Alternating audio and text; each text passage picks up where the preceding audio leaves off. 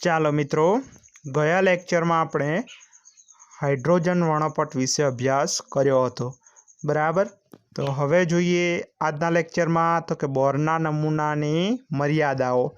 તો સામાન્ય રીતે બોરનો જે પરમાણુ નમૂનો હતો એ અદ્યતન સ્પેક્ટ્રોસ્કોપિક પદ્ધતિથી મેળવેલા હાઇડ્રોજન વર્ણપટમાં પ્રાપ્ત થતી વધુ સૂક્ષ્મ રેખાઓને સમજાવવામાં નિષ્ફળ નીવડ્યો।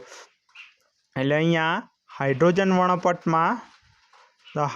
વર્ણપટમાં માત્ર એક જ ઇલેક્ટ્રોન હોય, એટલે એનો જે વર્ણપટ મળે છે એ, બરાબર। પણ હાઇડ્રોજન સિવાયના જે બીજા પરમાણુઓ છે તે તો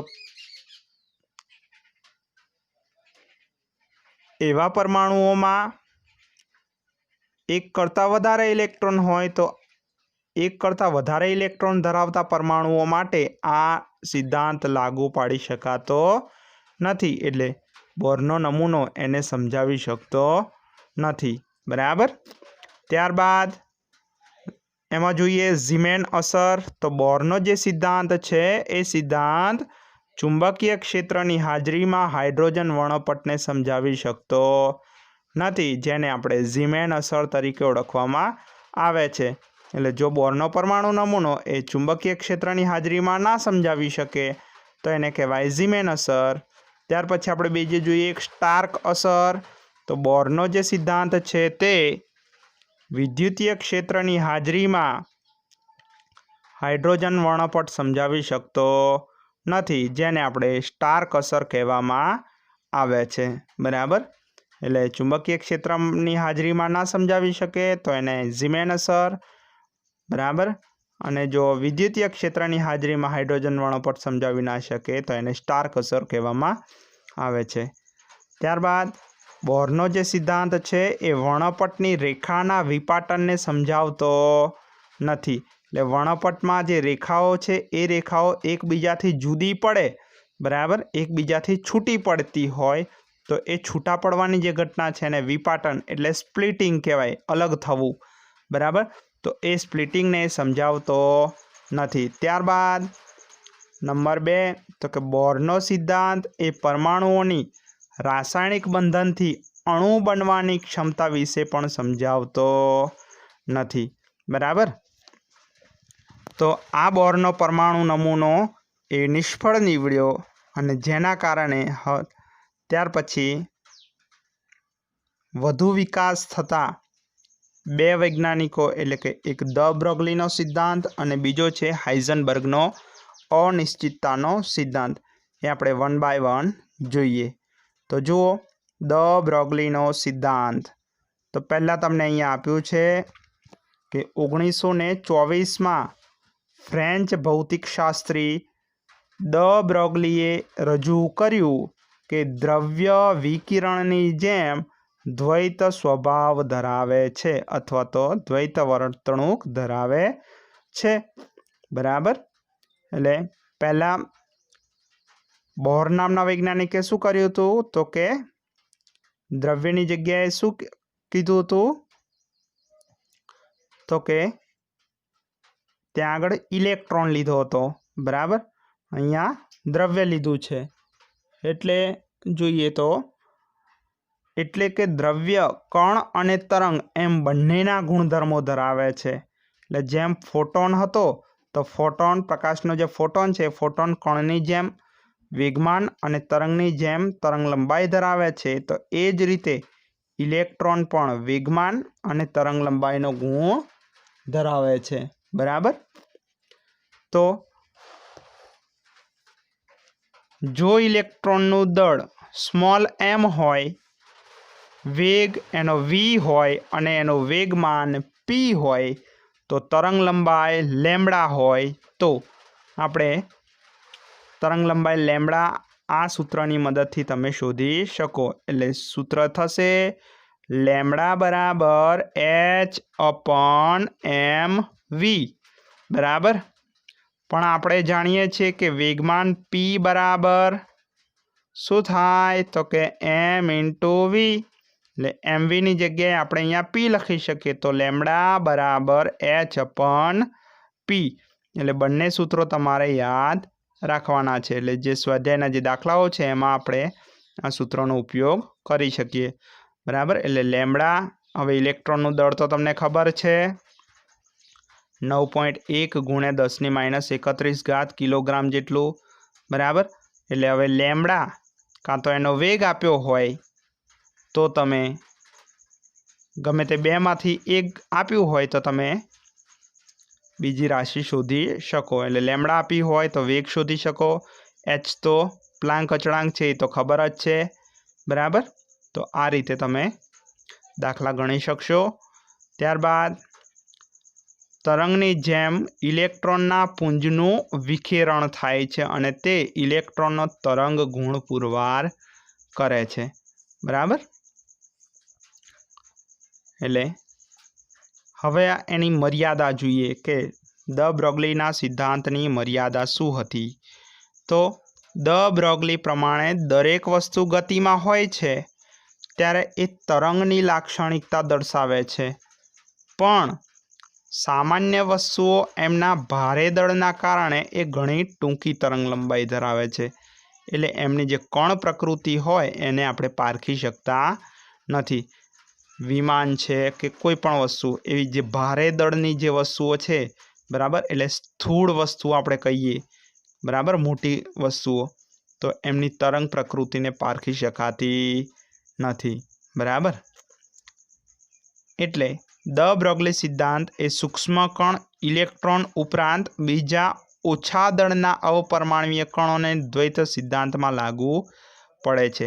એટલે ઇલેક્ટ્રોન જેવા સૂક્ષ્મ દળ ધરાવતા જે કણો છે, બરાબર, એ કણોને આપણે લાગુ પાડી શકીએ છીએ। ત્યાર પછી આગળ જોઈએ તો કે હાઇઝનબર્ગનો અનિશ્ચિતતાનો સિદ્ધાંત। તો લગભગ 1927માં બીજો એક ભૌતિકશાસ્ત્રી હાઇઝનબર્ગે અનિશ્ચિતતાનો સિદ્ધાંત લાગુ પાડ્યો, બરાબર। હવે એમાં એણે એવું કીધું કે ઇલેક્ટ્રોનનું ચોક્કસ સ્થાન અને ચોક્કસ વેગમાન અથવા તો એનો વેગ એ એક સાથે નક્કી કરવું અશક્ય છે, બરાબર। એટલે બંને ઇલેક્ટ્રોનનું સ્થાન અને એનું વેગમાન એક સાથે નક્કી કરી શકાતા નથી। એટલે એણે એક સૂત્ર આપ્યું કે delta x into delta P is greater than equal to h/4π, બરાબર। જ્યાં ડેલ્ટા એક્સ એ એના સ્થાનની અનિશ્ચિતતા છે, ડેલ્ટા પી એટલે એના વેગમાનની અનિશ્ચિતતા છે। પણ હવે આપણે જાણીએ છીએ કે વેગમાન પી બરાબર mv લખાય, તો અહીંયા delta x into m into delta v is greater than equal to h/4π લખી શકીએ। હવે અહીંયા આવું કેમ લખ્યું એમ ઇન્ટુ ડેલ્ટા વી? તો અહીંયા ઇલેક્ટ્રોનનું દળ હોય એ ઇલેક્ટ્રોનનું દળ બદલાય નહીં, એનું દળ એ અચળ હોય જે 9.1 × 10⁻31, એનો વેગ અને સ્થાનમાં ફેરફાર થઈ શકે। એટલે delta x into delta m delta v આપણે લખી શકીએ। એટલે આ સૂત્ર પણ તમારે દાખલામાં કામ લાગી શકે, બરાબર। ત્યારબાદ એટલે અહીંયા ડેલ્ટા એક્સ બરાબર સૂક્ષ્મકણના સ્થાનમાં અનિશ્ચિતતા, ડેલ્ટા વી એના વેગમાં અનિશ્ચિતતા, ડેલ્ટા પી એના વેગમાનમાં અનિશ્ચિતતા। જો ઇલેક્ટ્રોનનું સ્થાન એ ચોકસાઈથી આપણે જાણતા હોય તો પણ એનો વેગ ડેલ્ટા વીએક્સ એ ખૂબ જ વધુ હશે। એટલે બંને ઇલેક્ટ્રોનનું સ્થાન હોય, બરાબર, એક જગ્યાએ ચોક્કસ જાણતા હોય તો ડેલ્ટા વીએક્સ એ એનું મૂલ્ય ખૂબ જ વધુ મળે। હવે જો ઇલેક્ટ્રોનનો વેગ એ ચોકસાઈપૂર્વક જાણતા હોય તો ઇલેક્ટ્રોનનું સ્થાન પણ અનિશ્ચિત હશે। એટલે વેગ જાણતા હોય તો સ્થાન અનિશ્ચિત થઈ જાય।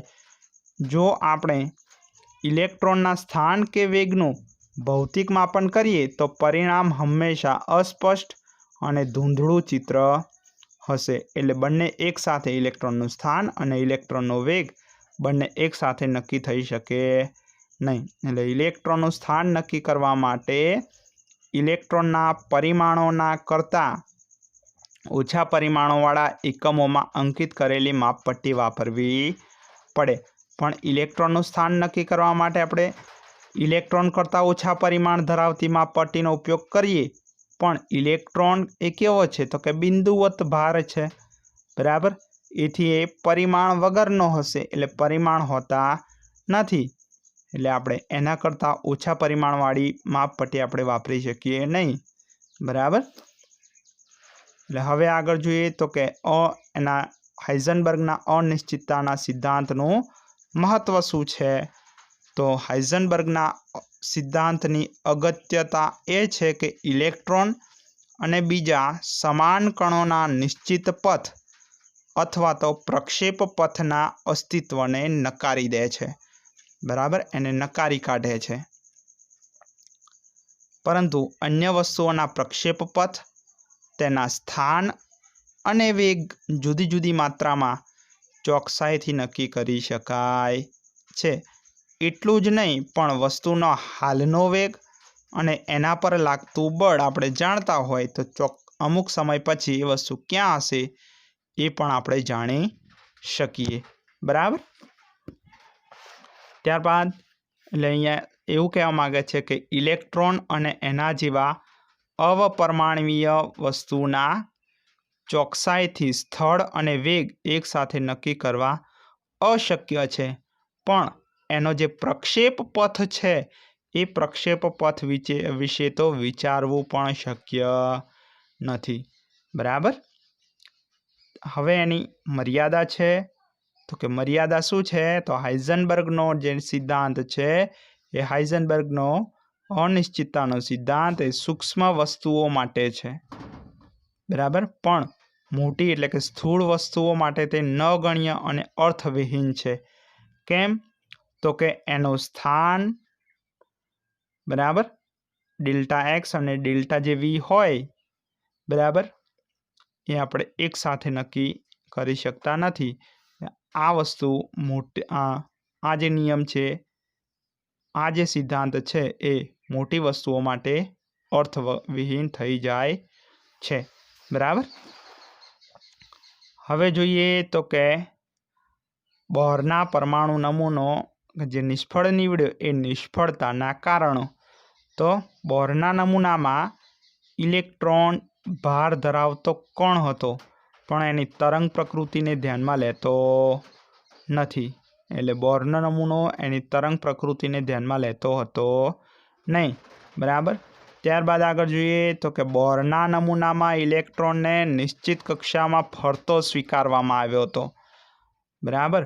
પણ કક્ષાઓને નિશ્ચિત ત્યારે જ કહેવાય કે જ્યારે એ ઇલેક્ટ્રોનનું સ્થાન અને વેગમાન બંને એક જ સાથે ચોકસાઈથી આપણે જાણતા હોય. પણ ઇલેક્ટ્રોનનું સ્થાન અને વેગમાન એ તો હાઇઝનબર્ગના અનિશ્ચિતતાના સિદ્ધાંત મુજબ એકસાથે નક્કી કરવું શક્ય નથી, બરાબર. આમ બોરનો હાઇડ્રોજન પરમાણુનો નમૂનો એ દ્રવ્યના દ્વૈત સ્વભાવને ધ્યાનમાં લેતો નથી અને હાઇઝનબર્ગના સિદ્ધાંતમાં એ શું કરે છે તો કે વિરોધાભાસ પેદા કરે છે, બરાબર.